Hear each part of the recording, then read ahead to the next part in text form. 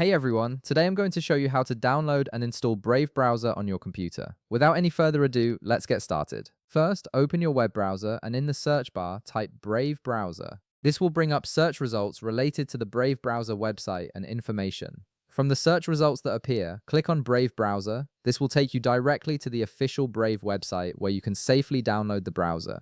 It's important to download from the official source to ensure you're getting the legitimate version without any unwanted additions. Once you're on the Brave website, you'll see a button that says Get Brave. Go ahead and click on it. This button initiates the download process for the Brave browser installer file, which is specifically tailored for your operating system, whether you're on Windows, Mac, or Linux. After clicking, navigate to the upper right corner of your screen where you'll find the Download section. Once the download is complete, click Open to begin the installation process. This launches the installer and prepares your system to set up Brave browser with all its features. Now you'll need to wait for a few minutes while the installation completes. During this time, the installer is extracting files, setting up the browser environment, and configuring Brave to work seamlessly on your system.